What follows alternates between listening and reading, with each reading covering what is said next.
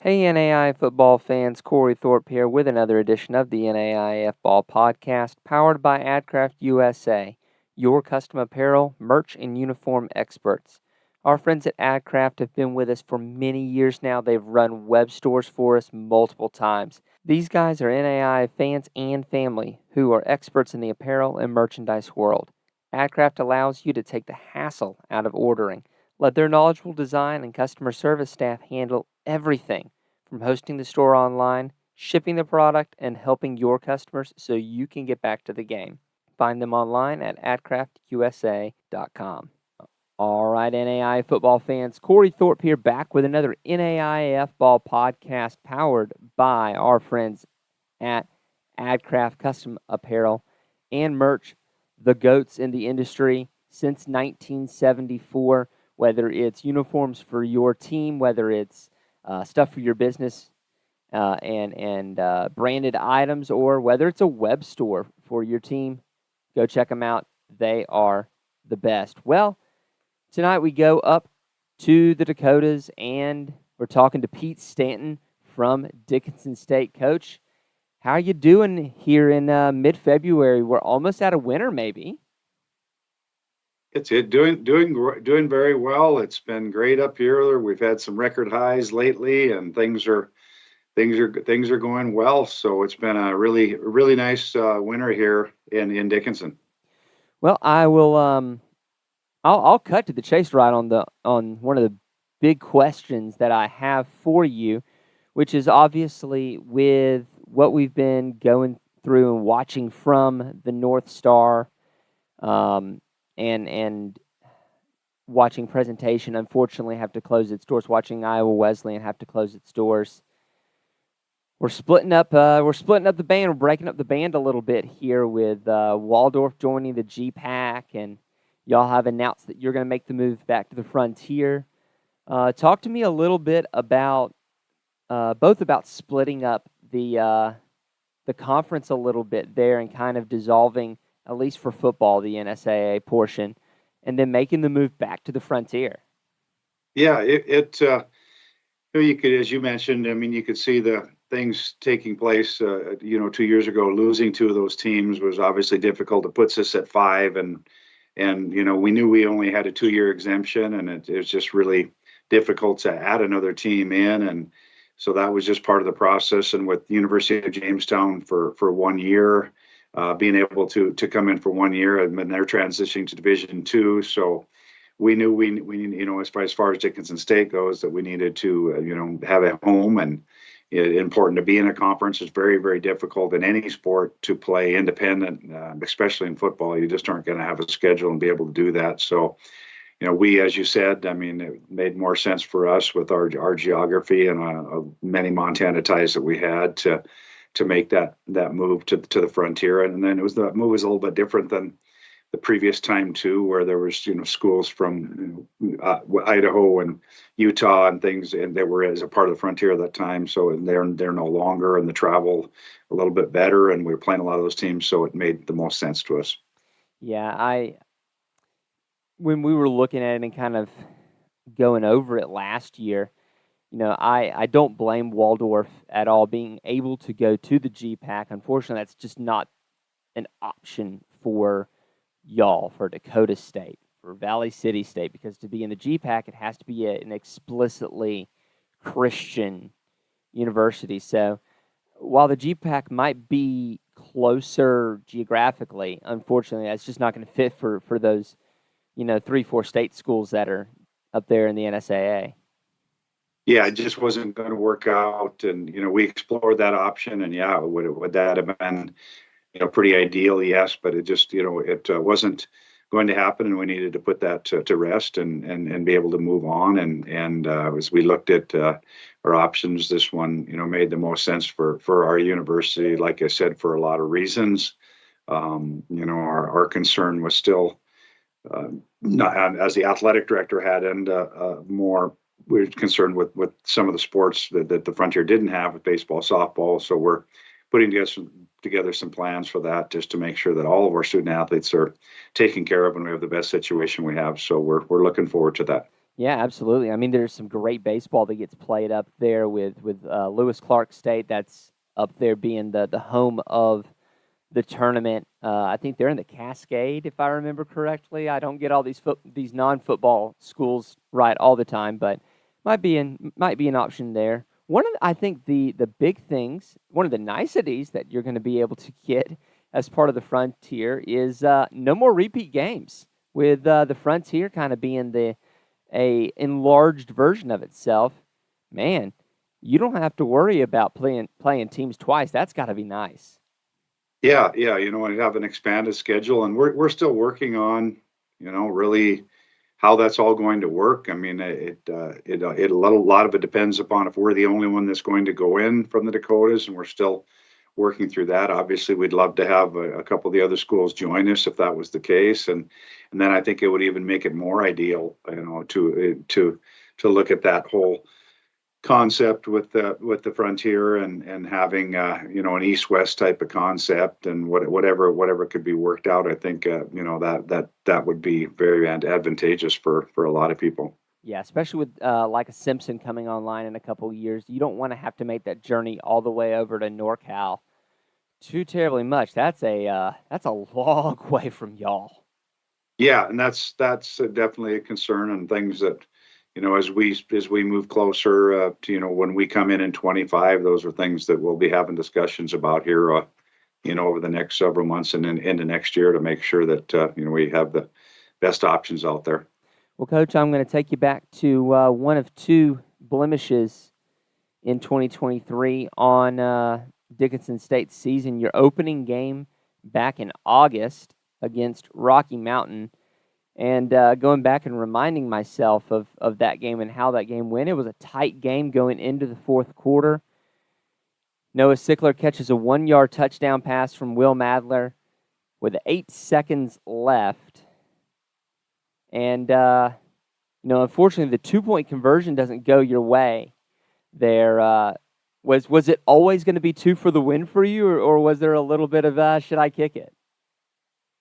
I think we had decided when the drive started that we were going to go for 2. It was a nice humid evening in Billings, and our guys had battled back, and we'd gone on a long drive anyway. We'd gone on 2 long drives in that fourth quarter, and this was our second one in that fourth quarter, and we just decided we'd move the ball, and once we scored and with under a minute left, that we were going to go for 2. Unfortunately, didn't work out, but I think that's a decision we would have made more often than not. But it was a great atmosphere out there in that game. Thousands of people, and Dickinson had huge following out there with a lot of our alums in that area in Montana, and it was just a great atmosphere and a really good football game. Yeah, I remember that one being just a real fun one to watch to open up that season in that week 0. And honestly, I'm not going to sit here and blame you for going for 2 in that situation. That's probably the right call 9 times out of 10, because I mean you're on the road there in Billings, and the conventional wisdom is play for the tie at home and the win on the road. So I think you had the right idea there. Unfortunately, it's a weird shaped ball in a weird shaped sport, and sometimes the right strategic call doesn't yield the strategic result, which is, like I said, weird shaped ball. Yeah, we gave it a go, and we just decided that we're going to try to get a few yards here, and thought we had a pretty good play call, and they did a good job of covering up and making a play, and it was just, that's the way it goes. You just live with it and move on to the next one, and that's what we did. Well, that was the last loss that you would see for a couple months. You roll through the NSAA. It's a good season for Dickinson. I mean, it's weird. There are undefeated seasons where you go, okay, this team might not be as strong as other years, and there's undefeated seasons like this one you're going, okay, this is a really good Dickinson squad. You beat Wisconsin Stout in Menominee. you beat Waldorf twice. You put 40 points up on them both times. Only once did they actually get into the end zone there. Twice across 2 games. 2 games against Valley City, and as long as you can take care of Valley City and Waldorf, you're probably going to be fine. And then your season bookends there a little bit, going out to Butte and playing Montana Tech in a beautiful situation there in Butte. It's always pretty out there. One thing I do want to ask, I've talked to coaches, starting to make our way into some of the different situations in the playoffs. I know with y'all are kind of used to that first game playoff travel. Was it kind of situation normal for y'all where you knew you're going to have to be rushed a little bit to make sure you did all the road stuff right when they started announcing, or was it a little more rushed than normal, just due to the differences? Yeah, we were ready. Of course, we thought we had a chance to play at home, and it didn't work out that way, and we moved on from that. We felt we may get a home game with the expanded playoffs, and it didn't work out. And once we found out where we're going, and I mean that's a place we've been out before. Not with the guys that were on this team, but we traveled out there before in the playoffs, and obviously have a lot of familiarity with the number of Montana guys that we have on the team. So it was something that really didn't affect us as much. And our schedule didn't work out as well last year. If you look at our whole schedule, we only had 4 home games. So there's probably not many teams in the history that played eight road games. We played 8 road games last year, and so that was, our guys were used to doing that, and I don't think that bothered them all. We had our normal routine. We went over to Billings on a Thursday night and got into Butte the next day, and we're ready to go. So our guys really handled all that well. So the next game you have, your season unfortunately does come to a close. Travel down to Des Moines and face Grandview. Now, from that perspective, having to be road warriors for, heck, that would make the 3rd weekend in a row. Obviously, Grandview doesn't know at that point because there's a reseed that happens. Grandview doesn't know who they're facing in their bye week. Do you think their bye week was a huge advantage to them just for rest purposes? Or do you think that not knowing who your opponent was and not having the ability to game plan for that opponent, that it was a little less of an advantage than it typically would be? Well, I think anytime at that time of year when you can have a week off to get some guys healed up and rested definitely helps. But then you can look at the other side of it, and some people say, hey, we want to play and get into a rhythm and groove and do that. So I don't think there was anything either way, because we didn't know till after the Montana Tech game, after we won that game, and they didn't know as well. I mean, we had been down there 2 years earlier, so we knew the way down there. But as you said, that one does take a little bit more of a toll when you've been, we were at Madison and then back to Butte the next week, and then over Thanksgiving down to Des Moines. So we definitely, it was a toll, and one that we were, really excited to go play and continue to play. We just ran into a team that's a very, very good team in Grandview. Yeah, absolutely was. And these are questions that I'm asking, everyone, just to kind of gauge the differences between the 16 and the 20. It seems that the 20, even though it's only 4 more teams, almost feels different with that first round bye, with these almost play-in games, but they're really not. So it's interesting to feel the difference psychologically between the 16, Yeah. the 16 and the 20. So always interested to hear what that felt like as we get deeper and deeper. And we weren't in that situation, but it's also interesting the teams that had a bye but didn't get a home game, Mm-hmm. and that's even a more different situation. You have that week off, but then you not only know who you're playing, but you have to travel. at least through 1 through 8, they know they're going to be hosting and we're going to be at home and all that. The 9 through wherever it was after that didn't know, and I think that's tough on them too. Yeah, that's a really interesting observation there. That would be a little odd, knowing that, okay, we're prepped and ready. We know who our 850 mile guys are, and so we kind of know where we might go based on what happens. But obviously there's no way to know for sure, and you can't make any reservations until you know. Yeah, Right. that might actually be the worst spot to be in, honestly, because you think about it, you don't get any of the benefits. You don't get the home game, and you don't get to just keep playing because, like you said, there is some benefit to just playing through and keeping that rhythm. Mm-hmm. Yeah. So let's take a look at your team that is coming back, and by Jove, you've got an absolute ton of kids coming back for a team that was 14th in SP Plus last year, 16th offense in the nation according to that metric, 14th ranked defense by that metric, which is a whale of a year for most anybody. To have this many guys coming back is an absolute luxury. It begins obviously under center with Will Madler. You've got a guy that had almost a 4-to-1 ratio of touchdowns to interceptions, a 6 out of 10 completion percentage guy. And then you've got Braden Zuroff, who, just when we were listening to, I think it was the Tech game, the Tech announcers were just going, I don't know that we've seen another running back besides Zuroff. How do they do that? How do they keep him going?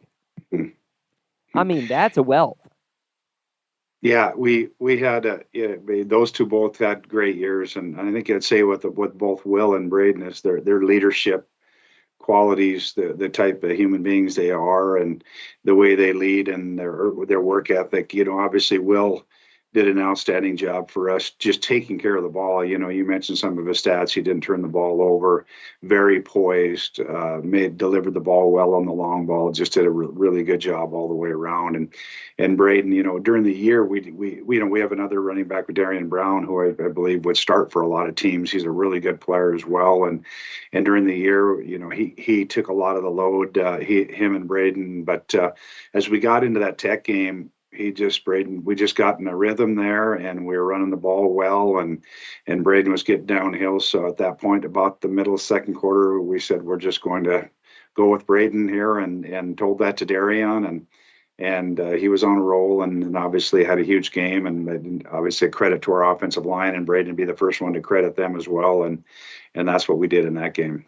You talk about that offensive line. 4 out of your 5 offensive linemen were all conference selections that are returning. 3 of those first-team all-conference between Nathaniel Woodruff, Brandon Bennick, and William Rollins. You add in the second-teamer Carson Lunak, and boy, Heidi, y'all are going to be poised to have a great run game and good pass pro next year as well between those 4. Yeah, very fortunate to have those guys back. And if you look at Scotty and Brandon on the right side, they've been 2 3-year starters for us, and it's kind of a mixture of, we had Scotty took an extra year with the COVID, and so we had a big senior class last year and even a bigger senior class coming up, and so we end up, Scotty was a second team All-American and excuse me, honorable mention All-American, and then on our right side, and then Will Rollins, who came over from presentation, did a great job for us, and our offensive line was definitely a strength for us last year. They really came on well, played well, and obviously very fortunate to have all of them back next year. Defensively, you've got even more all-conference selections, whether it's Matt Anderson, the second teamer on the defensive line, Nathaniel Gillick, first teamer at the linebacker position, Brooks Talbot, Riley Waters, second teamers at linebacker, Jaden Hartwell at the DB position, a first teamer. you've got a lot of pieces. Unfortunately, you do lose Crew Mathern, who was a difference maker on the defensive line. Austin Dennis, who made it happen there with 6 tackles for loss himself, and Tell Lundy with 4 picks and 4 pass breakups in your defensive secondary. So you do have some parts to replace in your defense, but you've still got a wealth coming back. Yeah, we've got a lot of those guys back, as you said. We lose some key ones. You mentioned Crew. I mean, 2-time first team All-American, one of the top players in the history of our school, not just in the last couple of years. He was a difference maker in many respects and caused a lot of problems for a lot of teams. So we're definitely going to miss him. And as I talked about with Will and Zuruf as well, their leadership qualities were so strong. But yeah, we played a lot of guys in the defensive line too, and that helped. We shoved a lot of younger guys in there, so we feel okay with the guys we have there. Obviously, Matt Anderson was a all-conference player for us, and as you mentioned, our linebacking core, 3 out of our 4 linebackers were all conference, and then when we returned Keaton Mischke, who was a first-team all-conference guy the year before, and who's been a 2-time all-conference guy and has 2 years left, he's coming back from a knee injury, and I feel he's one of the top players in the region and nation coming back, and he's a good one. So we're fortunate to get him back, and but yeah, in the back end we're going to have to replace Tell and move some guys around, but we feel pretty good for the most part where we're at there. We just have to keep growing. Well, Coach, you had mentioned that you had a big senior class going out last year. You've obviously got a big senior class coming to this will be their final year. We're kind of hitting the end of that COVID run where you've got all these super seniors at your disposal. Collegiate football coaching where you have to juggle all these scholarships and remember who's a super senior and who's got their red shirt still. It's different from the pros where you've got a GM who's handling all the contracts and contract lengths and options and all that good stuff. At a place like Dickinson, how do you make sure that you are backfilling, enough scholarship guys of the right quality to make sure that you're going to be able to make it happen in 25 and 26?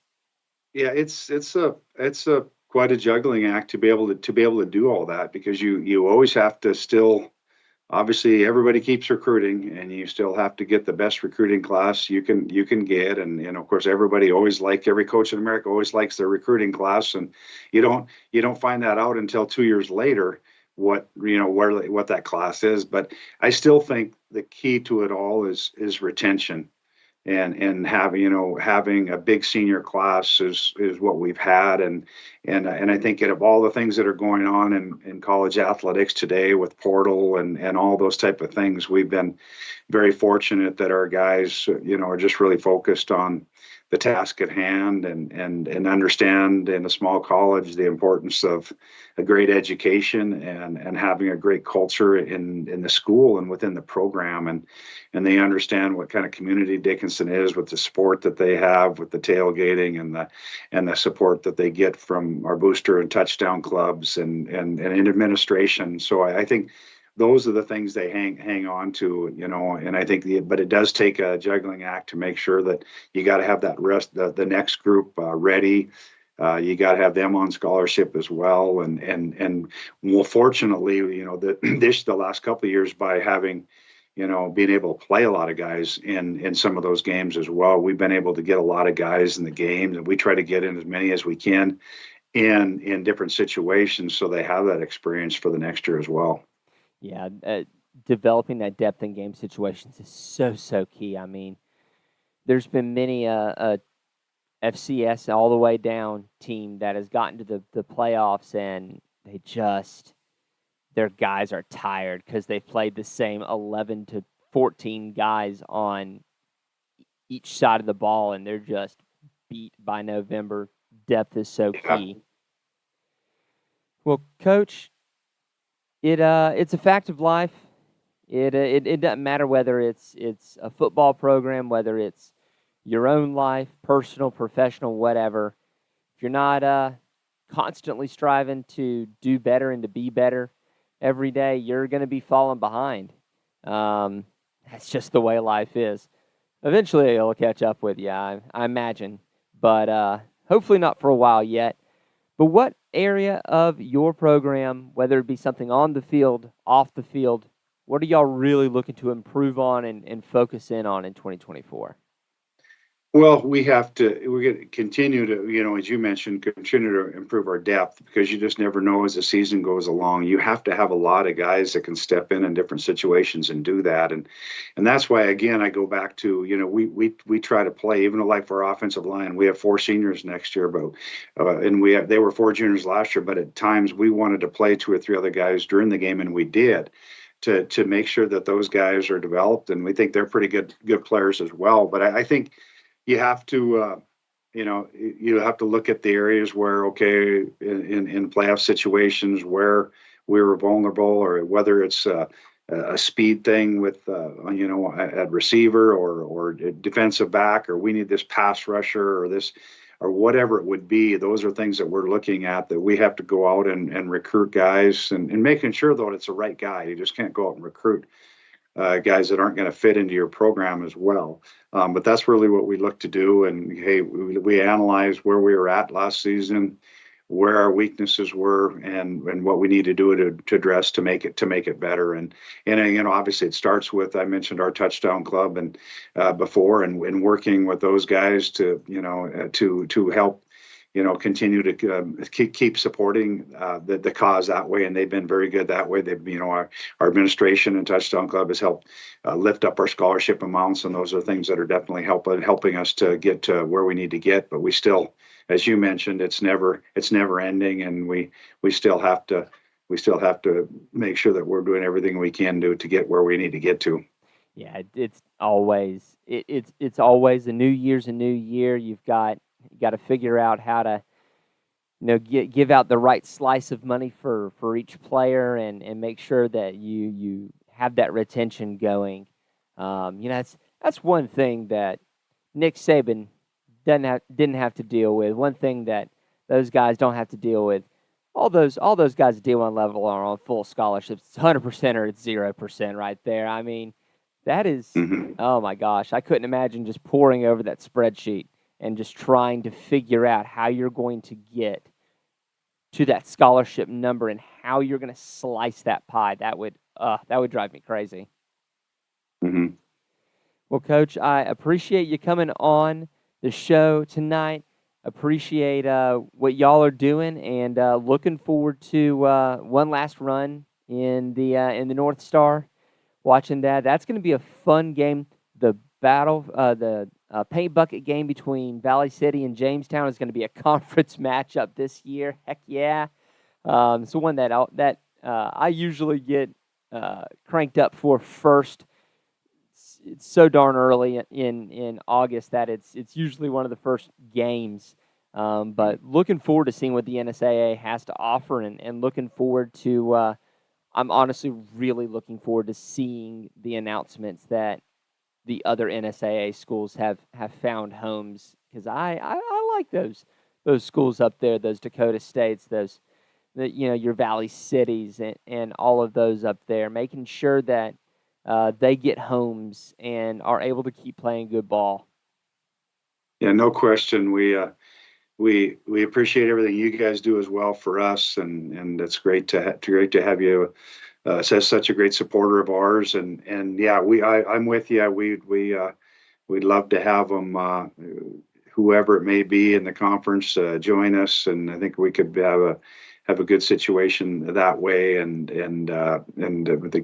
keep things going, and have an East-West league. And we're excited. A lot of good positive things out in the future, and we're looking forward to it with our 50+ Montana guys on our roster to play, playing out in the Frontier. We know it's a great league out there, and we're just looking forward to the future here at Dickinson State.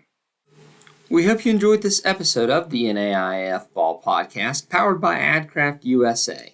Be sure to contact them for all your custom apparel, merch, and uniform needs. Thanks also to our newest sponsor, Telemetry Sports.